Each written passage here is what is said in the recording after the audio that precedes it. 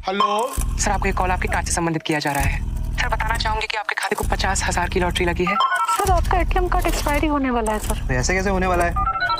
तो सर आपके कार्ड पे एक नंबर होगा 16 अंकों का। तो ऐसे ही ये स्कैमर अपनी बातों में फंसा कर या लॉटरी या बैंक अकाउंट बंद हो जाएगा या आपने जीता है सर या मैडम बोलकर लाखों तक आने वाली कार को भी आपके नाम से लकी ड्रॉ निकला है, आपने जीता है इतने लाख की कार, और आप लोग इनकी बातों में फंस जाते हो और कुछ मिनटों के अंदर ये आपका बैंक अकाउंट खाली कर देते हैं। ऐसे ही स्कैमर दिन भर में कितने लोगों को लूट लेते हैं साइबर फ्रॉड करके। ये स्कैमर न केवल आम लोगों को अपनी ठगी का शिकार बनाते हैं बल्कि पंजाब के फॉर्मर सीएम की वाइफ परनीत कौर भाभी जी घर पे हैं कि एक्ट्रेस शुभांगी आरते, ठाणे के डिस्ट्रिक्ट मजिस्ट्रेट और यहाँ तक कि पेटीएम के सीईओ विजय शेखर शर्मा भी इन स्कैमर का झांसे में फंसते फंसते बचे हैं। इनमें से कुछ लोगों की तो पूरी की पूरी जीवन भर की कमाई को ये लोग साफ कर जाते हैं, जिनमें से कुछ गरीब इंसान इस सदमे को बर्दाश्त नहीं कर पाता और खुदकुशी कर बैठता है। कौन है ये लोग, क्यों ऐसा करते हैं, कहाँ बैठकर करते हैं, किसका हाथ होता है इनके पीछे और फ्रॉड करे हुए पैसों का करते क्या हैं? कब से चल रहा है ये साइबर फ्रॉड? तो आइए डिटेल्स में जानते हैं इन साइबर चोरों के बारे में इस वीडियो में।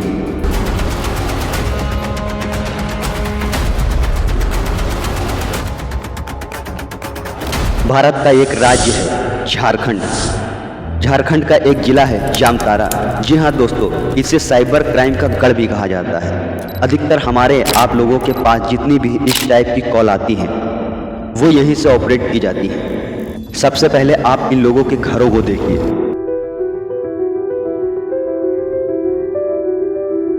इनके घरों को देखने के अंदाजा लग गया होगा कि इनकी कितनी मोटी रकम ये लोग किसी के खाते से साफ कर लेते होंगे सिर्फ एक ओटीपी से।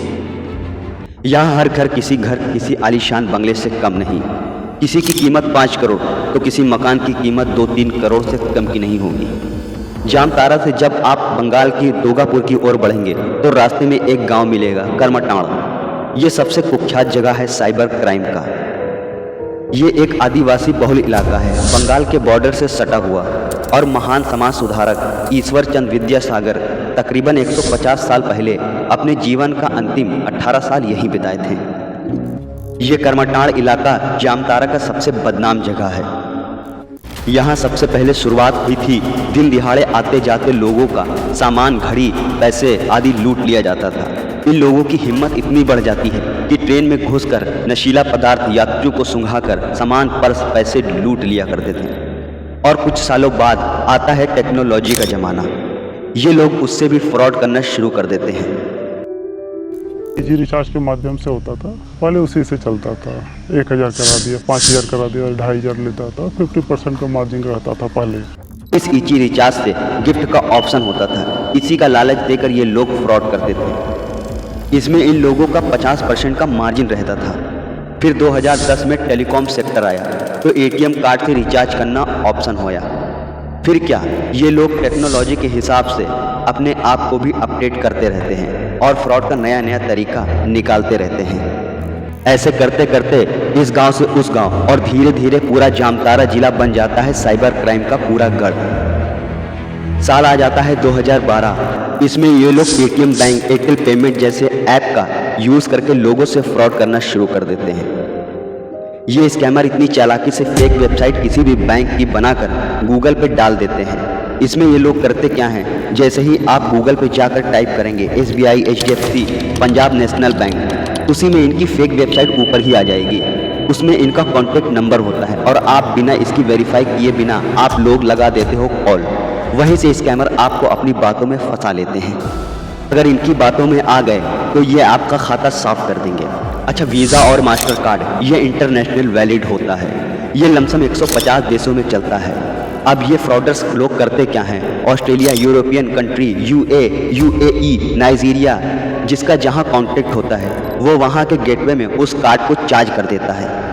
और इंडिया का कार्ड 3D होता है। इनमें से कुछ कार्ड 2D होता है। 2D में एक्सपायरी डेट और CVV नंबर, ICICI, SBI के जितने भी कार्ड होते हैं वो 3D और 2D में भी होते हैं। सोचिए दोस्तों, किस लेवल तक ये स्कैमर आप लोगों को लूट सकते हैं साइबर फ्रॉड करके।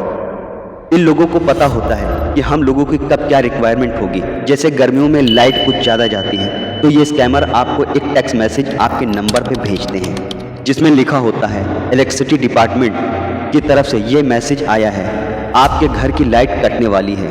इसी डर से आप उन स्कैमर को कॉल पे वो सब बैंक डिटेल और OTP कार्ड की पूरी जानकारी उस स्कैमर को भेज देते हो और कुछ मिनटों में आपके बैंक अकाउंट से रुपए सफा चट कर लेते हैं। और जैसे ही बैंक की ओर से आपके मोबाइल नंबर पे मैसेज आता है आपके अकाउंट से इतने रुपए डेबिट हुए हैं, आपके होश उड़ जाते हैं और फौरन ही आप उस नंबर पे कॉल करते हो जिसको आपने बैंक की सारी जानकारी दी थी। अब वो नंबर ऑफ जा रहा है। ये स्कैमर आप लोगों को लूटने के लिए नई नई तरकीब निकाला करते हैं। जैसे आपका सिम कार्ड बंद होने वाला है, आपका ATM कार्ड बंद होने वाला है, आपने लॉटरी में जीता है 10 लाख रुपए। इसी तरह की बातें करके ये आपको अपने शिकार बनाते हैं। कुछ लोग इस हादसे को बर्दाश्त नहीं कर पाते और अपनी जान तक दे बैठते हैं।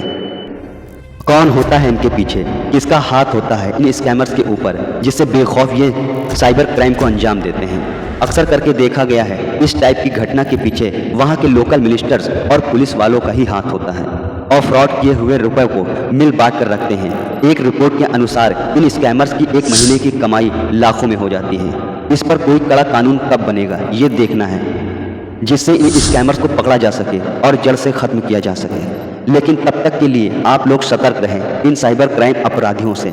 किसी को भी अपनी खाते की जानकारी ना दें और ना ही OTP शेयर करें। जो भी जानकारी चाहिए अपने बैंक में जाकर इसकी पूरी जानकारी लें। वीडियो को देखने के लिए बहुत बहुत धन्यवाद। चैनल को सब्सक्राइब करके लाइक का बटन जरूर दबाएं।